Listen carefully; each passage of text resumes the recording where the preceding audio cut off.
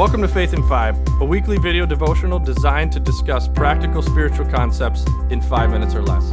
I'm your host, Mark Vandella. When I was in high school, I remember going to a dance. It was probably homecoming or something, and my parents let me borrow their car.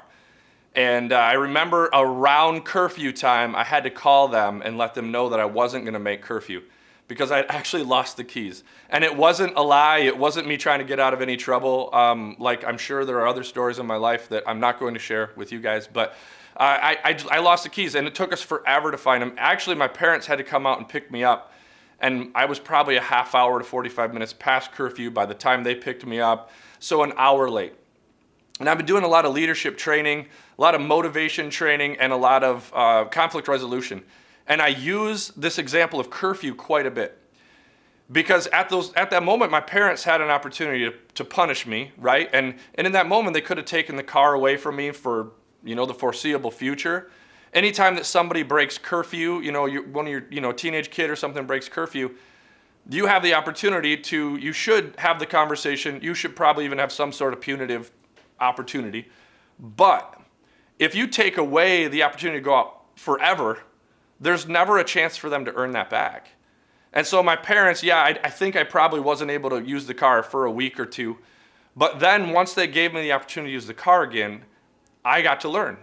And they were watching. They were watching to see whether or not I was going to lose the keys again, and then maybe I would lose car privileges longer. But they gave me the opportunity to earn that trust again. They gave me the opportunity to begin again, essentially. And as we're walking through this 10 seconds, the 10-second rule that Cleric lays out in his book, the second principle of the 10-second rule is that we always have an opportunity to begin again. The 10-second rule is the way for us to be able to maybe screw up, maybe not respond the way we should, but guess what? The next time we have that opportunity that we believe we're reasonably certain Jesus is asking us to do, we get to do it. We get to try again. And so the 10-second rule is a way that we can continue to engage our faith. And when you screw it up, it's okay. You've got another option. See, in Romans 7, 21 through 23, I love the way that this verse is worded in the Message version. It says that it happens so regularly that it's predictable. The moment I decide to do good, sin is there to trip me up.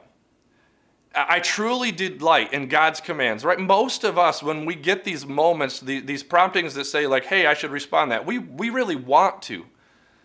But then as this verse in Romans goes on, it says, I truly delight in God's commands, but it's pretty obvious that not all of me joins in with that delight. Parts of me covertly rebel.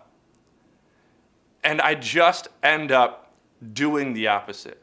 It's so honest. The Message version of that is just so honest, so common language that while I want my faith to matter and I want to do what's right, there are times that even when I know it's right, I don't.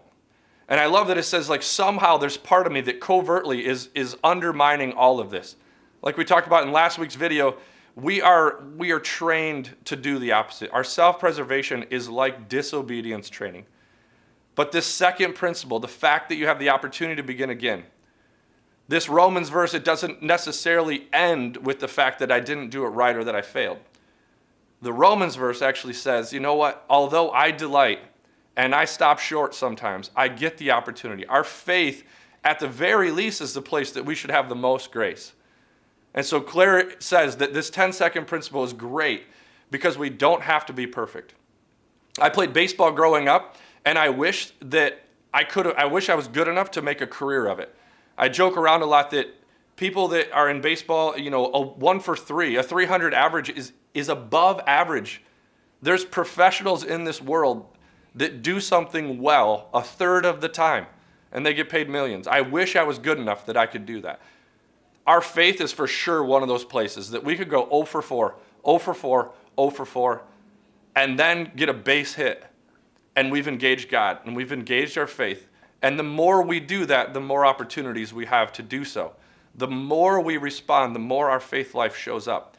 And the more we notice these opportunities that Jesus is giving us. So this week, as you go live your faith, as you engage this 10-second rule, If you failed, if you struggle, if you stop short of what you think you should be doing, it's okay. You get to try again the next time. So as you fail, pick yourself back up and realize that you might be 0 for 2, but you have an opportunity to be 1 for 3 the next time. The 10-second rule gives us an opportunity to begin again. Thanks for tuning in. If you want to follow us each week, click here to subscribe. And if you want to take it a little bit further, click here for discussion materials.